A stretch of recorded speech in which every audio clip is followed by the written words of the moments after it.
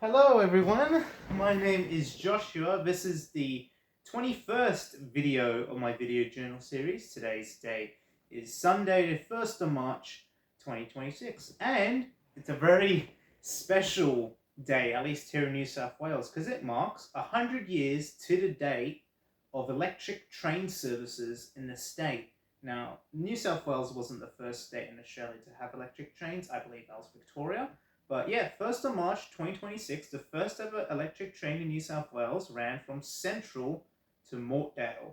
And as a part of the festivities, obviously, because it's a major milestone, they ran an electric Red Rattler train. It's one of those old red trains. I believe the first electric train in New South Wales.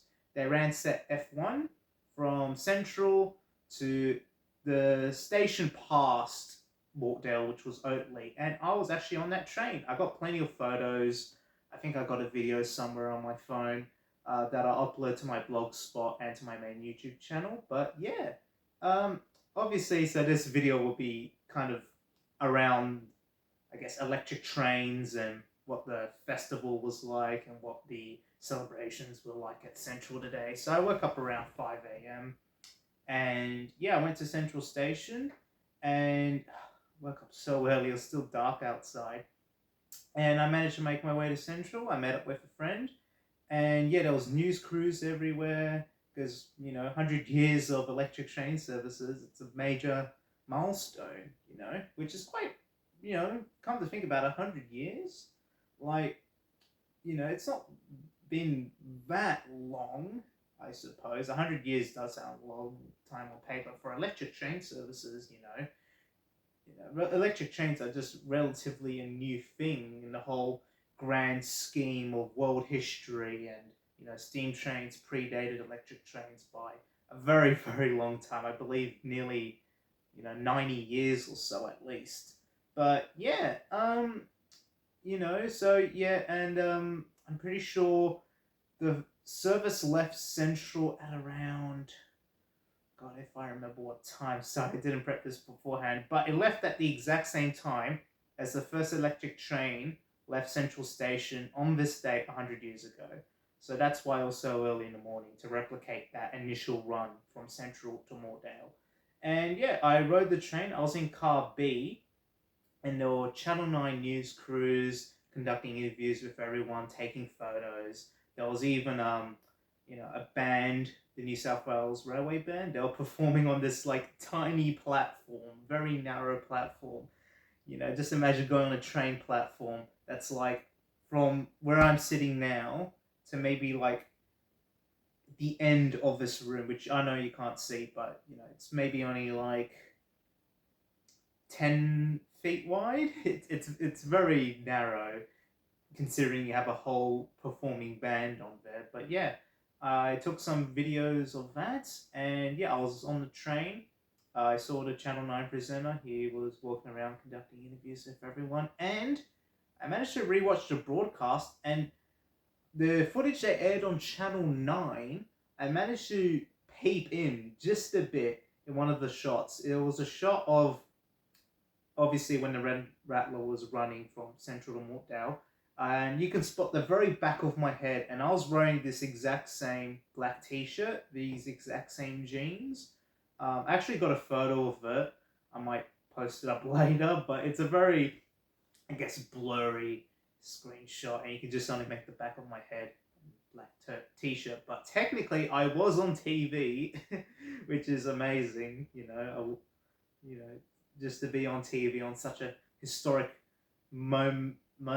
But yeah, the train ride was pretty pleasant. Obviously, the train didn't have any aircon because it was built in the 1920s. And yeah, I love the Red Rattlers. I mean, the one they ran was set F1, which is consisting of, I'm pretty sure, the Bradfield cars and the standard cars. I know the Tullocks and the Sputniks are on W3, so yeah. The Bradfield cars, and I'm pretty sure the standards. Yeah, and I was in car B, so I was in like the second car. But when we passed Mortdale, that reached a moment, of 100 years of electric train services in the entire state. And it was a pretty I guess, momentous occasion. And the reason why we couldn't directly stop at Mortdale is because I'm pretty sure timetabling reasons. Because even though it was a Sunday, we were doing it like during the quote unquote peak hour. Um, but they gave us at least one more stop along the way, which is nice of them. But yeah, I remember when we got off at Oatley, all of us train spotters and people with cameras, we only had 3 minutes to get out of the train, take photos of the train at Oatley, and then get back in. And it was raining, so once the train stopped at Oatley, which was the final, well, not final destination, but the end point um, of the first wave there, we literally just all left the train. They only told us, hey, you only got like 3 minutes in and out. And we all just went to like the very, I guess, front of the train. We all took photos. I took like a bajillion photos. And then we all managed to get back in like less than 3 minutes, which honestly is pretty astounding. That you can get a crowd of people in and out of a train, just to take photos, just to pose with it, just in less than 3 minutes, like even my high school cohort couldn't do that. It must be insanely well coordinated. But no, it was a lovely event, and the ride back was also fantastic. And they ran multiple rides throughout the day, but the ride I was on was the first ride of the day, which was the first ride, I guess, the one that coincided with the first electric train departing from Central to Mortdale at that specific time. And obviously, unfortunately, I couldn't stick around the entire day to watch the Red Rattler go back and forth or to capture more of the band's performance because I had a few things to do here at home. But yeah, it was honestly very lovely day. And, I guess history's changed a lot in 100 years. I mean, in terms of electric trains, now we got nearly the whole, pretty much the whole Sydney network is electrified, if I'm sure. Yes, the whole Sydney network is electrified, but I'm pretty sure large parts of it remain unelectrified for like a while. I know the Richmond line was unelectrified until like the 90s, which is pretty late. And yeah, like I just find electric trains cool, and the old Red Rattler's pretty cool. First generation of Sydney's electric trains. And I love going to train events and meeting up with people and taking photos. That's why I try to go to as much as I can. And hopefully I'll post more videos. Because I consider myself a better photographer than I am videographer. I don't really take that much videos, and I should be taking a lot more videos because at the event I mostly just took photos. And I like taking photos of trains. Like I don't like taking the perfect shot of trains. Sorry. So I know a lot of people who go to like transport events and all that. We obviously will want to take the best picture possible, upload it, or put it on our wallpaper, on our phones or laptops or whatever. And that's perfectly fine. That's what I want to do as well. But at the same time, I feel like my style of photography, I kind of accepted I'm not going to be as good as everyone else. The people who have the better camera setups and have years of experience of taking photos and videos of trains. And, I commend those people because they're very professional. And I like that sort of professional style content. But I like to take sort of amateurish photos of trains. That is, photos that aren't perfect, but like captures the crowd sort of. So instead of trying to take a photo of a train that, has no one in it, not like crystal clear, perfect, put on Wikipedia as a reference, I like to take photos where you can clearly see everyone else taking photos. Because if you ask me, I think, at least for my style of photography, I kind of like it when everyone's in the shot. It kind of shows that, this train or specific, sort of event has attracted so many people, so many dedicated people who all share the similar, I guess, interests as you do. So, at least when it comes to trains. But yeah, like, I never accepted I'm going to be perfect at photography. But that's just my style. I like saying, you know what, I like to take photos where it's crowded as possible, but you can still see the main object of focus. That is the train, the heritage train that's in the center, and you've got people like crowded around against it. That's what I like to take. Um, and sometimes it is quite hard to take photos of trains. Sometimes you gotta wait at the platforms. Oh, the good old. If you've been train spotting or taking photos at train to heritage events, you know what I mean. Where everyone's like standing behind a yellow line at the platform, and you're like in this like nearly neat row where you're all facing like vertically. You're taking your spots. You're like about to set up your camera. Everything's just fine, and then some guy just walks in front of you. You know the feeling when that happens, when it seems like everyone's nearly like coordinated, and you're like, all right, this guy's over there. I'm just gonna move my camera set up to here. Fine, I got the perfect shot. And then someone just like comes right in front of you and just hits record on their phone. That always seems to happen. I'm not angry or anything. I just find it hilarious that you just have like, I don't know, the whole dedicated camera rig, and then it just only takes like one person to stand right in front of you shot, and you're like, damn it, well, at least I tried, you know? And it's just, I don't know, like, has anyone experienced that exact same issue? You can leave a comment down below, but no. And, that's it. I just take a few photos and I leave.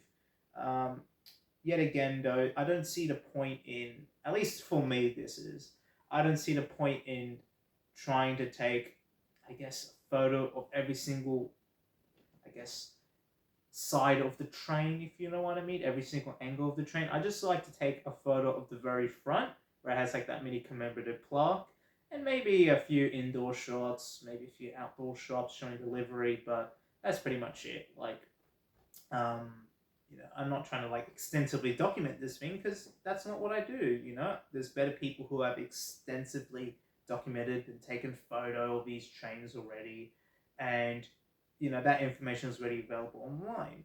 Um, and I like whenever I do photography, just on a side thing, whenever I do photography, I always like taking photos of, I guess, not the main attraction. I like to take photos of like lesser known things, like the side streets. I guess suburban streets, the more quieter areas. Because if you ask me, those areas or those objects or places, um, that might just seem normal now. Like, I don't know, the suburban street that you live on, or I guess a local park, even, or just somewhere that doesn't attract a whole lot of tourists, that mostly residents use and people use for their everyday lives without thinking about it. Taking photos and videos of those places, I feel like, is a little bit more valuable because everyone takes photos of major attractions like the Eiffel Tower, the Colosseum in Rome, or I guess Tokyo Skytree, or Mount Fuji, but like no one, not many people take photos of, like, let's say just a regular, I guess, Tokyo suburban street, or I guess the regular alleyway in Paris, because those aren't the main attractions. And I feel like my style photography is just taking photos of the lesser known parts of life where not a whole lot of people go. I remember when I went to Japan. I know this is sounding like a photography entry, but since I'm talking about trains and photos, why not? I remember when I went to Japan, I remember, browsing, I guess, or sort of exploring. God, I'm critically online if I say browsing all the time. I remember exploring around the residential streets of Tokyo, and I remember taking a few photos of that, you know?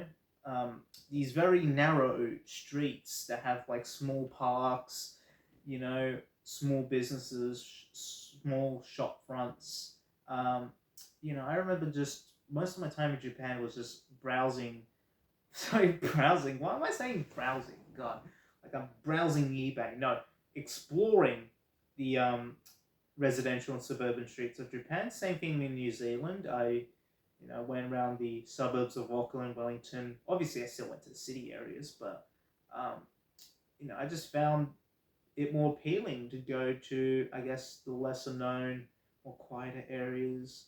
And taking photos of those areas, you can really see, if you keep on doing it over and over again, how much things have changed, sort of. And those areas are largely undocumented. You know, if it weren't for Google Street View, or I guess like, other review apps or photo apps, or maybe even a whole internet, these places will be relatively unknown, you know? And whenever I look at old images of Sydney, um, or near where I live, and I see the photos that interest me the most are photos of just like these main streets or residential streets near the suburbs which I live in, and just seeing how much things have changed over time.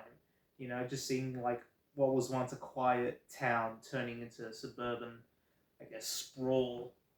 Um, and those images I find interesting because they're not like framed in a very picturesque or perfect way. They're more like, sorry, amateur shots.